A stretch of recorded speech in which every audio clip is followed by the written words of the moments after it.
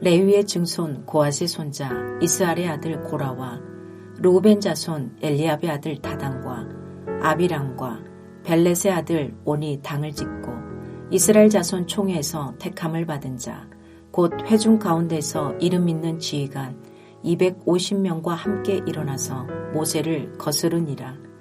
그들이 모여서 모세와 아론을 거슬러 그들에게 이르되 너희가 분수에 지나도다. 회중이 다 각각 거룩하고 여호와께서도 그들 중에 계시거늘 너희가 어찌하여 여호와의 총회 위에 스스로 높이느냐. 모세가 듣고 엎드렸다가 고라와 그의 모든 무리에게 말하여 이르되 아침에 여호와께서 자기에게 속한 자가 누구인지 거룩한 자가 누구인지 보이시고 그 사람을 자기에게 가까이 나아오게 하시되 곧 그가 택하신 자를 자기에게 가까이 나아오게 하시리니 이렇게 하라. 너 고라와 내 모든 무리는 향로를 가져다가 내일 여호와 앞에서 그 향로에 불을 담고 그 위에 향을 두라. 그때 여호와께서 택하신 자는 거룩하게 되리라. 레위 자손들아 너희가 너무 분수에 지나치느니라. 모세가 또 고라에게 이르되 너희 레위 자손들아 들으라. 이스라엘의 하나님이 이스라엘 회중에서 너희를 구별하여 자기에게 가까이 하게 하사 여호와의 성막에서 봉사하게 하시며 회중 앞에 서서 그들을 대신하여 섬기게 하심이 너희에게 작은 일이겠느냐. 하나님이 너와 내 모든 형제 레위 자손으로 너와 함께 가까이 오게 하셨거늘 너희가 오히려 제사장의 직분을 구하느냐. 이를 위하여 너와 너의 무리가 다 모여서 여호와를 거스르는도다.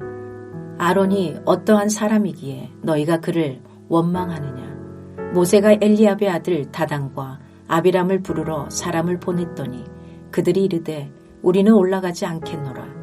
내가 우리를 적과 꿀이 흐르는 땅에서 이끌어내어 광야에서 죽이려 함이 어찌 작은 일이기에 오히려 스스로 우리 위에 왕이 되려 하느냐. 이뿐 아니라 내가 우리를 적과 꿀이 흐르는 땅으로 인도하여 드리지도 아니하고 밭도 포도원도 우리에게 기업으로 주지 아니하니 내가 이 사람들의 눈을 빼려느냐. 우리는 올라가지 아니하겠노라. 모세가 심히 노하여 여호와께 여짜오되 주는 그들의 허물을 돌아보지 마옵소서. 나는 그들의 나귀 한 마리도 빼앗지 아니하였고 그들 중에 한 사람도 해하지 아니하였나이다 하고.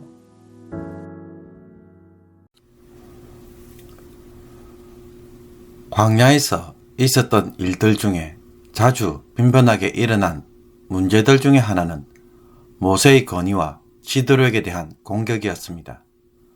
민수기 12장에서는 미리암과 아론이 모세의 건의에 대하여 불만을 품었고 14장에서는 정탐꾼들의 부정적인 보고에 백성들이 모세가 아닌 다른 지도자들을 세워서 애굽으로 돌아가려고 했으며 16장에 와서는 레위 자손인 고라의 주도하에 모세의 권위를 무너뜨리려는 반란이 일어났습니다.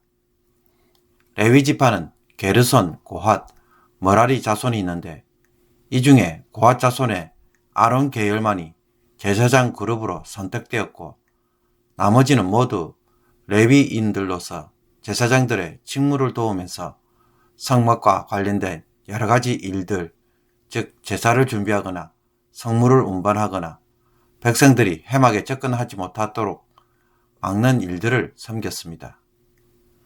모세와 아론은 고핫 자손 중 아므람의 가계를 이었고 고핫 가문의 지도력은 둘째 이스할이 아닌 막내 우시엘의 계보를 따라 엘리사반이 맡았습니다. 그러므로 반란의 주동자인 이스할의 아들인 고라의 경우 자신의 가문이 제대로 대우를 받지 못한다는 생각을 한 것으로 보입니다. 그리고 이 고라의 반역에 르우벤 지파에 속한 다단과 아비람이 함께 동조를 했는데 르우벤 지파 역시 장자임에도 불구하고 유다 지파나 요셉 지파에 밀려 지도력을 제대로 인정받지 못하고 있었기에 쉽게 동참했을 것입니다. 이렇게 고라의 주도하에 르우벤 지파의 다단과 아비람, 벨렛의 아들 온이 사람들을 모아 당을 만들었는데 여기에 250명이나 동조하였습니다. 이들은 이스라엘 온 회중이 다 각각 거룩하고 여호와께서 모두와 함께 하시는데 모세와 아론만 총회 위에 있는 것에 대하여 용납할 수 없다고 말합니다. 쉽게 말해 모세와 아론만이 특별한 대우를 받는 것에 대하여 불만을 품은 것입니다. 그래서 자신들의 권위도 인정해서 높여달라는 것이 실제로 감춰진 진짜 동기였습니다. 이들이 이처럼 자신의 지도력에 대하여 반감을 드러내자 모세는 그들에게 반응하기 전에 먼저 엎드립니다. 정확하게 누구에게 어디에서 엎드렸는지 드러나지는 않지만 상황적으로 볼 때 사람들 앞에서 자기를 낮추고 자기의 힘으로 상대하지 않았을 뿐만 아니라 하나님 앞에서 기도로 엎드렸다고 말할 수 있습니다. 모세는 먼저 하나님의 인정을 받은 사람이 누구인지 시험하기 위해 반역한 고라와 그 무리들에게 이튿날 향로를 가져와 성소에 모이라고 요구합니다. 하나님 앞에서 향을 드리는 것은 제사장만이 하는 일입니다. 그러므로 그들이 향로를 가져와서 하나님의 심판을 받아 죽지 않는다면 하나님께서 고라와 그 무리의 섬김을 인정해 주시는 것이 될 수 있습니다. 그러나 모세가 보기에는 레위 자손들아 너희가 너무 분수에 지나치느니라 라고 표현한 것처럼 그들은 책망받을 일을 하였다고 말할 수 있습니다. 그리고 모세는 레위 자손들이 맡은 성막 봉사 일은 레위인들만이 할 수 있는 영광스러운 특권임에도 불구하고 도리어 작은 일로 취급하고 제사장의 직분을 구한 것에 대하여 책망합니다. 그들은 하나님이 주신 직분에 대해 감사와 만족을 누리지 못하고 제사장 지위를 누리고자 하는 욕심으로만 가득 차 있었던 것입니다. 그런 후에 이제 모세는 다단과 아비람을 부릅니다.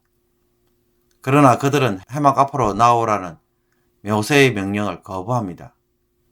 그들은 애굽을 젖과 꿀이 흐르는 땅으로 묘사하면서 모세가 그곳에서 자신들을 끌어내어 메마른 광야에서 죽이려고 할 뿐 아니라 스스로 왕이 되려고 한 자로 비난을 합니다. 모세는 젖과 꿀이 흐르는 땅으로 인도하지도 못하였고 밭과 포도원을 기업으로 주지 않았으며 사람들의 눈을 속이는 일만 하였기에 자신들은 올라가지 않겠다고 거부합니다. 이들의 이런 거부는 애굽에서의 구원과 광야에서 인도하시는 하나님의 구원 역사 자체를 무시하는 매우 심각한 제약이었습니다. 이 말을 들은 모세는 크게 분노하며 자신의 분노와 억울함을 하나님에게 호소합니다. 모세는 반역자들이 드리는 예물을 하나님이 연락하지 마시도록 간구합니다. 행여라도 그들이 하나님 앞에서 죄를 씻고 회복할 수 있는 길을 주지 마시도록 요청한 것입니다. 그리고 자신은 그들의 가축과 그 어떤 사람에게도 손해를 입힌 적이 없음을 언급하면서 자신의 결백을 하나님 앞에 주장합니다. 이처럼 고라를 중심으로 이 반역한 무리들이 주장하는 바를 자세히 들여다보면 이들은 지금 어떤 잘못을 범하고 있습니까? 첫째로 그들은 여호와 하나님을 제외하고는 모두가 동독한 거룩한 백성들인데 모세와 아론 둘만 하나님 노릇을 한다고 비난하면서 실상은 아론의 제사장직을 다른 레위인들과 차별 없이 나누어 줄 것을 요구하고 있습니다. 그러니 그들이 말하는 평등은 어떤 평등입니까? 획일적이고 사람 중심적이며 자기 이익에 따라 주장되는 평등입니다. 하나님이 질서를 따라 정하신 일을 사람의 관점에서 재조정하려고 합니다. 내가 생각하는 평등의 관점에서 세워지고 내 이익을 대변할 수 있을 때 마치 그것이 더 바른 것처럼 착각하고 있습니다. 교회나 직장에서 사람들이 공평과 정의를 주장할 때 과연 그것이 다 맞는 말일까요? 이런 상황에 직면할 때 우리는 어떻게 대처하는 것이 바른 지혜일까요? 공평과 정의 뒤에 숨어있는 인간적 관점과 자기 이익을 최대한 반영하기 위해서 공평과 정의를 떠들고 있는 것은 아닌지 바르게 분별할 필요가 있습니다. 이런 상황에서 모세는 하나님 앞에서 평가받자고 하면서 하나님의 판단에 맡깁니다. 그러므로 우리도 사람의 말에 너무 휩쓸려서 마음의 상처를 받고 또 스스로 낙심할 필요가 없습니다. 그런 견고한 사람은 사람의 평가보다는 하나님의 평가를 먼저 마음에 두고 일하는 사람이라는 사실에 오늘 우리 자신들도 그와 같은 마음의 자세로 대해야 할 것입니다. 둘째로 이들은 하나님이 그들에게 주신 봉사의 직무에 대해서는 하찮게 여겼기에 더 큰 봉사의 지위를 구하고 있음을 볼 필요가 있습니다. 그들은 자신들의 자리를 하나님과 성도들을 위한 섬김의 자리가 아니라 자신을 위해 굴림의 자리, 권력의 자리로 바라보았습니다. 하나님의 것을 가지고 자신들의 명예를 채우기 위한 욕망의 도구로 삼았기에 하나님의 책망과 심판은 피할 수 없는 일일 것입니다. 하나님이 그들을 세우셨는데 그들이 이것을 거부했다는 것은 정면으로 하나님의 의도와 결정을 거부하는 행동인 것입니다. 세상적으로 볼 때 아무리 하찮은 일이라도 하나님이 나를 그곳에 세우셨다면 그것은 최고의 자리입니다. 하나님이 원하시는 일을 내가 그 자리에서 지금 하고 있기 때문입니다. 우리의 섬김의 자리는 그 자리가 가지고 있는 지위나 영광에 있지 않고 하나님이 나를 그곳에 부르셨다는 그 사실에서 찾아야 합니다. 하나님의 부르심이 최고의 영광인 것입니다.